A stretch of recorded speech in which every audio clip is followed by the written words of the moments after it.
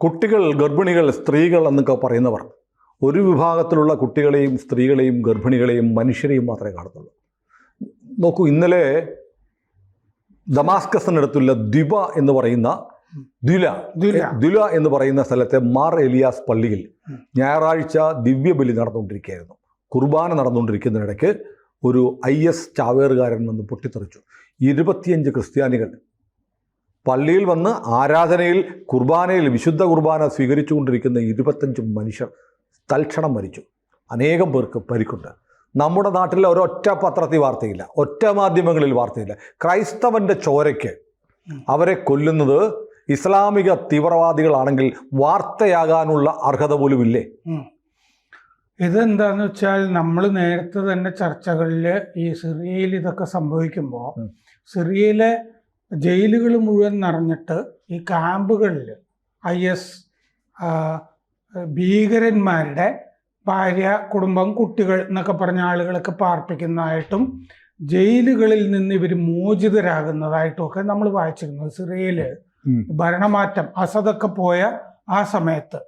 അപ്പോൾ സിറിയയിൽ നേരത്തെ ഈ അസദിൻ്റെ കാലത്ത് ഈ ഇസ്ലാമിക് സ്റ്റേറ്റ് ഭീകര ആക്രമണങ്ങൾ ധാരാളം നടത്തി. ന്യൂനപക്ഷങ്ങൾക്കെതിരെ ആക്രമണങ്ങൾ അവിടെ വേറെയൊക്കെ നടന്നിട്ടുണ്ട് നേരത്തെ. ആ സമയത്ത് പിടിച്ച് ജയിലിലടച്ചവരൊക്കെ ആ ആഭ്യന്തര സംഘർഷകാലത്ത് പുറത്തു പോയിട്ടുണ്ടായിരുന്നു. ഇപ്പോൾ ഇസ്ലാമിക് സ്റ്റേറ്റ് വീണ്ടും, ഒന്നാമത് ഇസ്ലാമിക് സ്റ്റേറ്റുമായിട്ട് ബന്ധമുള്ള ഒരാളാണ് സിറിയയുടെ പ്രസിഡന്റ്. പേര് മാറ്റിയെന്ന് മാത്രമേ ഉള്ളൂ. അപ്പോൾ അതുകൊണ്ട് വീണ്ടും ഇസ്ലാമിക് സ്റ്റേറ്റ് അവിടെ തലപൊക്കിയതിൻ്റെ ഒരു തെളിവാണ് ഇന്നലെ ഞായറാഴ്ച അവിടെ കുർബാനയ്ക്കെതിരെ നടന്ന ഈ ആക്രമണം. ഇയാൾ ആദ്യം ഈ മുഖമൊക്കെ മൂടി തോക്കുമായിട്ട് വന്ന് അവിടെ കുർബാനയിൽ പങ്കെടുക്കുന്ന വിശ്വാസികളുടെ നേർക്ക് വെടിവെക്കുകയായിരുന്നു. അത് കഴിഞ്ഞ് ആ വിശ്വാസികളെല്ലാവരും കൂടി ഇയാളെ പിടിച്ച് തള്ളാനായിട്ട് മറ്റേ ഗേറ്റ് വരെ, പ്രവേശന കവാടം പള്ളിയുടെ അതുവരെ ചെന്നപ്പോൾ ആ കവാടത്തിൽ വെച്ചിട്ടാണ് ഇയാൾ ബെൽറ്റിൽ വെച്ചിരുന്ന സ്ഫോടകം ഡിറ്റണേറ്റ് ചെയ്തത്, അയാൾ പൊട്ടിത്തെറിച്ചത്. ആ സ്ഫോടനത്തിലാണ് പിന്നെയും കുറേ ആളുകൾ ചുറ്റും നിന്നവരുമൊക്കെ കൊല്ലപ്പെട്ടിരിക്കുന്നത് എന്നാണ് റിപ്പോർട്ടുകളിൽ നിന്നും മനസ്സിലാകുന്നത്. അപ്പോൾ ദമാസ്കസിന് പുറത്താണ് ദ്വൈലയിലെ മാർ ഏലിയാസ് ചർച്ചിൽ ഇത് വർഷങ്ങൾക്കിടയിൽ ആദ്യമായിട്ട് നടക്കുന്ന ഇതുപോലത്തെ ചാവേറാക്രമണമാണ്. കുറെ കാലമായിട്ട് അമേരിക്ക മറ്റേ അൽ ബാഗ്ദാദിയൊക്കെ കൊന്ന് ശരിപ്പെടുത്തിയിരിക്കുകയായിരുന്നല്ലോ. അല്ല, ഞാൻ അടുത്ത കാലത്ത് ഈ സിറിയയുടെ ചില വീഡിയോസ് ഉണ്ട്. സിറിയയിലെ ക്രൈസ്തവ ദേവാലയങ്ങൾ മുഴുവൻ തകർത്ത് കിടക്കുകയാണ്. എല്ലാം ബോംബ് വെച്ച് തകർത്തു. ഒരു കാലത്ത് സിറിയ എന്ന് പറയുന്നത് ഏറ്റവും കരുത്തുറ്റ, ഏറ്റവും പൗരാണികമായ, വിശ്വാസത്തോടെ ഏറ്റവും ചേർന്ന് നിൽക്കുന്ന ഒരു ക്രൈസ്തവ രാജ്യമായിരുന്നു. അവിടെ ക്രിസ്ത്യാനി കൂട്ടത്തോടെ കൊല്ലപ്പെടുകയാണ്. സിറിയയിലെ ആ പഴയ ഈ പുരാവസ്തു സാധനമൊക്കെ ഒറിജിനൽ നമ്മൾ കണ്ടാൽ ശരിക്കും നമ്മളതിൻ്റെ തച്ചുശാസ്ത്രത്തിനെ പറ്റിയൊക്കെ വിസ്മയിച്ചു പോകും. അതുപോലത്തെ സ്ഥലങ്ങളൊക്കെയാണ് ബോംബിട്ട് ഈ IS തകർത്തത്. അത്തരം സ്ഥലങ്ങളെങ്കിലും സൂക്ഷിക്കാമായിരുന്നില്ലേ? വേറെ അഫ്ഗാനിസ്ഥാനിൽ ഇവരെന്താ ചെയ്ത് ബുദ്ധ വിഗ്രഹങ്ങൾ മുഴുവൻ പീരങ്കി കൊണ്ട് തകർത്ത് കളഞ്ഞു. അതുപോലത്തെ ഈ താലിബാനുകളാണ്. ശരിക്കും സിറിയയിൽ ഇപ്പോൾ ക്രൈസ്തവരുണ്ടോ? സിറിയയിൽ ക്രൈസ്തവരുണ്ട്, നാമമാത്രമായിട്ടാണോ ഉണ്ട്? ആ ന്യൂനപക്ഷങ്ങൾക്കും കൂടി നമ്മൾ സംരക്ഷണം കൊടുക്കും എന്ന് പ്രസിഡന്റ് ആയപ്പോൾ ഇയാൾ പറഞ്ഞിരുന്നു അവിടെ. അപ്പോൾ ഈ അഹമ്മദ് അൽ ഷാര പ്രസിഡന്റ്, അയാൾ പറഞ്ഞിരുന്നു, ഇപ്പോഴും പലപ്പോഴും ഉറപ്പൊക്കെ കൊടുത്തിരുന്നു ന്യൂനപക്ഷങ്ങളെ ഞങ്ങൾ സംരക്ഷിക്കും. സത്യത്തിൽ ഇത് അവിടെ ക്രിസ്ത്യാനികളല്ലായിരുന്നോ കൂടുതൽ? മുഴുവൻ ക്രിസ്ത്യാനികൾ. എങ്ങനെയാണ്, ഞാൻ ആലോചിക്കരുത്, അവിടെ സിറിയയിലെ ക്രിസ്ത്യാനി എങ്ങനെയാണ് ന്യൂനപക്ഷമായി മാറിയത്? ലെബനോണും സിറിയയും ജെറുസലേമും ഒക്കെ ഈ ക്രൈസ്തവ സംസ്കാരത്തിന്റെ കളിത്തൊട്ടിലായിരുന്നു. ഇപ്പോഴും നമ്മൾ ആ പള്ളിയിലെ ഈ ദൃക്സാക്ഷി വിവരണക്കാരുടെ പേരൊക്കെ നോക്കുമ്പോഴും അബ്ദുള്ള എന്നൊക്കെ തന്നെയാണ്. മുമ്പ് അവിടെ നിന്ന് ഇവിടെ കേരളത്തിലെ പ്രശ്നങ്ങൾ പരിഹരിക്കാൻ വന്നിരിക്കുന്ന ഒരു മെത്രാന്റെ പേര് അബ്ദുള്ള പാത്രിയർക്കീസ് എന്നാണ്. അപ്പം മുസ്ലിം പേരുകൾ തന്നെയാണ് ന്യൂനപക്ഷത്തിനൊക്കെ അവിടെ ഉള്ളത്. അപ്പോൾ ഇയാള് ഈ സ്ഫോടകങ്ങൾ വെച്ചിട്ടുള്ള വെസ്റ്റ് ആയിരുന്നു അയാളുടെ കയ്യിൽ ഉണ്ടായിരുന്നത്. ആൾക്കൂട്ടം അയാൾക്ക് നേരെ പാഞ്ഞെടുത്തപ്പോഴാണ് അയാളിങ്ങനെ. അപ്പോൾ അവിടെ ക്രിസ്ത്യാനിയായ ഒരു മന്ത്രിയുണ്ട്, ഈ ന്യൂനപക്ഷക്കാരൻ്റെ ന്യൂനപക്ഷ കാര്യങ്ങളൊക്കെ നോക്കണമല്ലോ. വനിതയാണ്, ഹിന്ദ് കബാവത്ത് എന്ന് പറഞ്ഞു. മുമ്പ് ഈ ഖുറാനിലൊക്കെ ഏറ്റവും നല്ല സംഗതികൾക്കൊക്കെ ഹിന്ദ് എന്ന് പറയുന്ന ചരിത്രത്തിലുണ്ടല്ലോ. എല്ലാ നല്ല സംഗതികളും ഹിന്ദ് എന്നാണ് അറിയപ്പെടുന്നത്. ഇവരുടെ പേര് ഹിന്ദ് എന്നാണ്. ഹിന്ദു കബാവത്ത്. അവര് പുരോഹിതനുമായിട്ടൊക്കെ വന്ന് ചർച്ച ചെയ്തു വൈകുന്നേരം. ഈ കൊലപാതകങ്ങൾക്കൊക്കെ ശേഷമാണ്. അപ്പോൾ ആ പുരോഹിതൻ ഇവരോട് പറഞ്ഞു, രണ്ടാമതൊരു ചാവേർ ഉണ്ടായിരുന്നു കൂട്ടത്തില്. അയാൾ ഈ സ്ഫോടന സമയത്ത് വാതിലിൻ്റെ അവിടെ നിന്ന് പോവുകയാണ് ചെയ്തത്. അതുകൊണ്ട് ഈ ആൾക്കൂട്ടം കൈകാര്യം ചെയ്തത് കൊണ്ടാണ് രണ്ടാമത്തെ ചാവേർ പൊട്ടിത്തെറിക്കാതിരുന്നത്, അല്ലെങ്കിൽ അപകടം കൂടുതലായേനെ എന്ന് പറഞ്ഞു. ചുമരിലൊക്കെ ചോര തെറിച്ചിട്ടുണ്ട്. ബെഞ്ചുകളുണ്ടല്ലോ പള്ളിയിൽ ഇങ്ങനെ ഇടുന്നത്, പ്യൂ എന്ന് പറയുന്നത്, അതൊക്കെ ചെതറിപ്പോയി കഷ്ണം കഷ്ണമൊക്കെ ആയി പോയിട്ടുണ്ട്. IS മുൻപും ഈ ന്യൂനപക്ഷങ്ങൾക്കെതിരെ, ക്രിസ്ത്യാനികൾക്കെതിരെ, എന്തിന് ന്യൂനപക്ഷം എന്ന് പറയുന്നു, ആക്രമണം നടത്തിയിരുന്നു. 2016 സയ്യിദ സൈനാബില് ഈ ഷിയകളും ന്യൂനപക്ഷമാണല്ലോ അവിടെ, സുന്നികളായതുകൊണ്ട്, ഷിയ തീർത്ഥാടകർക്ക് നേരെ ആക്രമണം നടത്തിയിരുന്നു, ബോംബാക്രമണം. അതിൽ 70 പേര് കൊല്ലപ്പെട്ടിരുന്നു.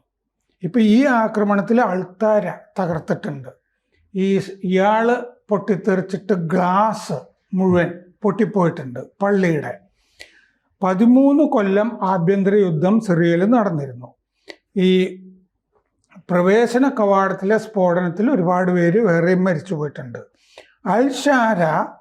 അൽ-ഷാരയ്ക്കൊരു സുന്നി ഗ്രൂപ്പ് ഉണ്ട്. അതാണ് Hayat Tahrir al Sham, HTS എന്ന് പറയുന്ന ഭീകര സംഘടന. അവരാണ് അധികാരം പിടിച്ചത്. അതെ, മുൻപ് അത് അൽ-ഖ്വയ്ദയായിരുന്നു, പേര് മാറ്റിയതാണ്. അമേരിക്ക, ബ്രിട്ടൻ, UN ഇവരൊക്കെ ഇതിന് ഭീകര സംഘടനയായിട്ട് നേരത്തെ പ്രഖ്യാപിച്ചിരുന്നതാണ്. ഇപ്പോൾ ട്രംപ് ഇയാളെ കൊണ്ട് നടക്കാൻ തുടങ്ങിയെങ്കിലും. അപ്പോൾ പശ്ചിമ സിറിയ മുതൽ കിഴക്കൻ ഇറാഖ് വരെ 88,000 ചതുരശ്ര കിലോമീറ്റർ അൽ-ഖ്വയ്ദ പിടിച്ചിരുന്നു സിറിയയുടെ ആഭ്യന്തര യുദ്ധകാലത്ത്. 80 ലക്ഷം പേരെ അൽ-ഖ്വയ്ദ ഭരിക്കുകയും ചെയ്തിരുന്നു അവിടുത്തെ ജനത്തിനെ. 2019 ഈ അൽ-ഖ്വയ്ദയെ അവിടെ അടിച്ചമർത്തിയത്. അമേരിക്ക എല്ലാം കൂടി പോയി ബോംബിട്ടിട്ട്. ഒരു 1500 മുതൽ 3000 വരെ ഇസ്ലാമിക് സ്റ്റേറ്റ് ഭീകരർ അവിടെ ബാക്കിയുണ്ട് എന്നാണ് കണക്ക്.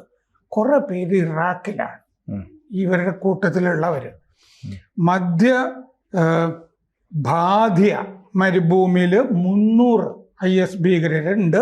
ഈ ബാധിയ മരുഭൂമിയാണ് ഇപ്പം ISന്റെ കേന്ദ്രം. ഇവരുടെ 9000 പേര് ജയിലിലുണ്ട് വടക്ക് കിഴക്ക്. പിന്നെ 40,000 പേര് ദുരിതാശ്വാസ ക്യാമ്പുകളിലുണ്ട്. അത് ഈ IS ഭീകരന്മാരുടെ ഭാര്യ, കുട്ടി, അങ്ങനത്തെ ആളുകളാണ്.